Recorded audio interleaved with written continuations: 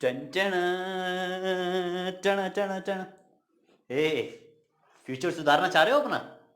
चलो ठीक है, तो फ्यूचर सुधारना चाह रहे हो तो इंग्लिश में आपको फ्यूचर तो पढ़ना ही पड़ेगा, क्योंकि अपने फ्यूचर की प्लानिंग बताने के लिए आपको ये इंग्लिश तो आनी ही चाहिए। तो स्वागत करता हूं मैं आपका टीएचएस एकेडमी में, और उम्मीद करते हैं आप फ्यूचर के सेंटेंसेस बहुत बेहतरीन तरीके से सीख पाएंगे कुछ ही मिनटों में। तो आज मैं आपको पढ़ाने जा रहा हूं फ्यूचर, जो इंग्लिश में सबसे ज्यादा आसान टॉपिक है, क्योंकि इससे ज्यादा आसान और इजी, मतलब इजी और आसान दोनों एक ही हैं। तो इनमें से आसान टॉपिक, इससे आसान टॉपिक शायद इंग्लिश में आपको कोई मिल पाएगा। देखो, पहले क्या होता था, फ्यूचर को बताने के लिए हमारे पास विल और शेल का इस्तेमाल हम करते थे। जैसा आपने सुना होगा विल और शेल, विल और शेल।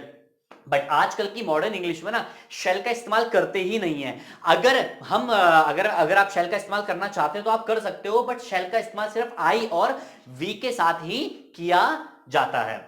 बट मॉडर्न इंग्लिश में आप विल का ही इस्तेमाल करें, बोलते हुए आप मॉडर्न इंग्लिश में विल का ही इस्तेमाल करें, वो भी बिल्कुल एग्जैक्ट, बिल्कुल सही होता है। तो अभी हम शुरू करते हैं कि सेंटेंस कैसे, आप शुरुआत कैसे करेंगे सेंटेंसेस की।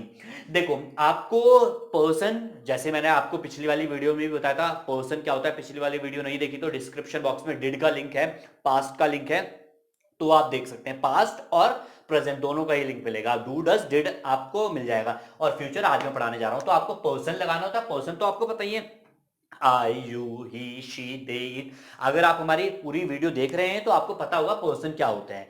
तो आपको सबसे पहले पर्सन लगाना है, उसके बाद जो एक ऐसा वर्ड लगाना है जो फ्यूचर दर्शाए, और वो कौन सा वर्ड है, वो है विल, जो फ्यूचर दर्शाता है। विल, जहां पे भी विल आ जाता है तो आपके माइंड में सीधा क्या चल जाना चाहिए, कब का सेंटेंस है, फ्यूचर का। देखो, मैं आपको ट्रांसलेट करना नहीं सिखा रहा हूं, मैं आपको सेंसेबल इंग्लिश बुलवाना सिखा रहा हूं। मेरा फोकस ये रहेगा कि आप सेंसेबल बोले, ना कि ट्रांसलेशन के साथ बोले। आपके दिमाग में गागे की नहीं चलना चाहिए, आपके दिमाग में ये चलना चाहिए कि ये फ्यूचर का सेंटेंस है, बस। अब देखो, फ्यूचर के लिए विल, जैसे अगर मैं बात कर रहा हूं कि यहां पे अभी मैं आंसर देना सिखा रहा हूं, तो सबसे पहले पर्सन, उसके बाद क्या लगाना है, विल लगाना है, और उसके बाद सीधा एक्शन लगा देना। एक्शन मतलब जो कामकाज आप करते हो। जैसे अगर मैं बात करूं, आजकल तो आपको पता ही है कि 1 2 3 4 या 10 12 दिन तक भी मैं घर पे ही रहूंगा, क्योंकि लॉकडाउन बिल्कुल है, तो आप भी घर पे ही रहिएगा।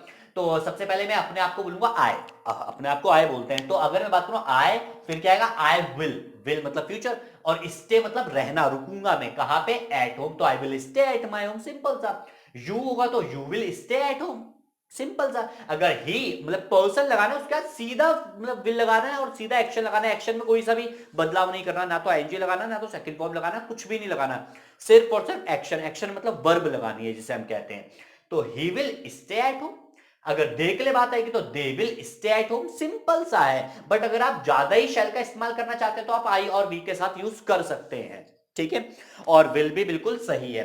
बट सवाल तो वहां पे आता है जब आप देखो, एक्चुअली आप जवाब देना तो सीख गए हैं, बट आप सवाल कैसे पूछेंगे लोगों से, वो अब आज मैं आपको समझाना चाह रहा हूं। क्योंकि फ्यूचर की प्लानिंग भी तो आप पूछते हो सामने वाले से, आप जब अपने घर वालों से बातचीत करते हो तो सवाल भी तो होते हैं। ऐसे सवाल बहुत सारे होते हैं जब आप फ्यूचर के लिए आप सवाल पूछ रहे होते हैं।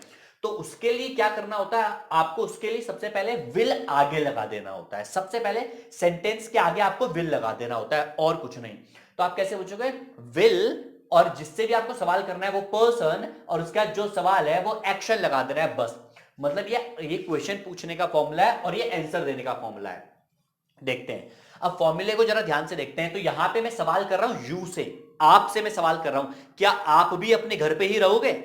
तो मैं सवाल कर रहा हूं, तो सवाल कैसे पूछूंगा, मैं सवाल करूंगा विल से। देखो, सबसे पहले विल। अब आप मेरे लिए इस समय हो यू, तो कैसे पूछूंगा, विल यू। रहने रुकने को क्या बोलेंगे, स्टे। तो विल यू स्टे कहां पे, एट होम, ठीक है। तो will you stay at home. अब आंसर, अगर आंसर मेरे हिसाब से मुझे लगता है कि आप घर पे ही रहोगे। मैंने ही जवाब दे दिया कि आप घर पे ही रहोगे। आप एक अच्छे नागरिक होने के नाते आप पूरे कानून का पालन करेंगे, जो गवर्नमेंट के रूल्स है उनका पालन करेंगे, तो आप घर पे ही रहोगे, जहां तक मुझे लगता है। तो मैं कैसे बोलूंगा, यू, आप घर पे रहोगे। तो आंसर देते हुए क्या लगाना है, सबसे पहले आंसर देते हुए पर्सन, और पर्सन कौन है इस समय, यू। तो यू, और उसके बाद will stay at home, simple सा। देखो, सवाल करेंगे तो विल पहले आ जाएगा, बस। तो you will stay at home. अगर मना करेंगे तो कैसे बोलेंगे, you will not stay at home. देखो मना करने के लिए प्रेजेंट में डोंट और डज नॉट का इस्तेमाल होता है, पास्ट में मना करने के लिए डिड नॉट का इस्तेमाल होता है। तो वैसे ही फ्यूचर में सेंटेंस में जब हम नेगेटिव सेंटेंस बोलते हैं, मना करने वाला सेंटेंस बोलते हैं, तो विल नॉट का इस्तेमाल किया जाता है। तो हम कैसे बोलेंगे कि जैसे अगर मैं बात करूंगा आप घर पे नहीं रहोगे, तो मैं क्या बोलूंगा, you will not stay at home. Same सवाल अगर आप ही से भी पूछोगे तो बस विल आपको आगे लगा देना है। तो और उसके बाद पर्सन चेंज हो जाएगा, यहाँ पे यू था पर्सन तो यहाँ पे ही हो जाएगा, शी के लिए पूछोगे तो यहाँ पे शी हो जाएगा, बस पर्सन में आपको चेंज करना है। तो कैसे बोले, will he stay at home, answer yes में आएगा तो yes he will stay at home. अब जैसे आंसर देते हुए ही पहले आ गया तो he will stay at home. मना करेंगे तो मना मैंने क्या बोलता, मना करने के लिए विल नॉट हम यूज करते हैं, तो हम क्या बोलेंगे, he will not stay at home. तो जरा गौर से देखिएगा, जब भी हम शॉर्टकट फॉर्म्स इस्तेमाल करते हैं तो विल नॉट को हम शॉर्टकट में बोलते हैं वोंट, जो सबसे लास्ट में लिखा है। मैं यहां पे भी एक बार लिख लेता हूं, सॉरी, इसे बोलते हैं वोंट। आई विल को शॉर्टकट में बोलते हैं आइल, ही विल को शॉर्टकट में बोलते हैं हिल, शी विल को शॉर्टकट में बोलते हैं शील। आप फॉर्म्स देख लीजिएगा, नहीं तो आप नोट भी जरूर कर लीजिएगा। उम्मीद है आपको ये सारी वीडियो समझ में आ गई होगी, आपको टॉपिक समझ में आ गया होगा। अगर आपको टॉपिक समझ में नहीं आया है तो आप एक बार वीडियो को दोबारा जरूर प्ले करिएगा। और अब मुझे कैसे पता चलेगा कि आपको वीडियो समझ में आया, मुझे तब पता चलेगा जब आप ये सेंटेंसेस को ट्रांसलेट करोगे कमेंट बॉक्स में। अगर आपको समझ में आ जाएगा तो आप ये सारे सेंटेंस कमेंट बॉक्स में बिल्कुल सही ट्रांसलेट करोगे, और वो मैं पर्सनली चेक भी करूंगा वो कमेंट कि हाँ आपने कौन कौन से कमेंट ट्रांसलेट सही ढंग से किए हैं। तो उम्मीद है आपको ये सारा वीडियो पसंद आया, और अगर आपको वीडियो पसंद आया है, अगर आपको हमारी मेहनत अच्छी लग रही है, तो आप हमारे इस चैनल को सब्सक्राइब जरूर करें, आप शेयर करें, और तुरंत अपना व्हाट्सएप खोलें, हमारा लिंक अपने दोस्तों को सेंड करें, और अपना एक एटमॉस्फेयर बनाएं इंग्लिश का, क्योंकि आप बिना एटमॉस्फेयर के इंग्लिश नहीं सीख सकते हो। तो तुरंत इस वीडियो को शेयर करें उन दोस्तों के साथ जिनके साथ आप इंग्लिश का एटमॉस्फेयर बनाना चाहते हैं। और इस वीडियो को देखने के लिए बहुत बहुत शुक्रिया।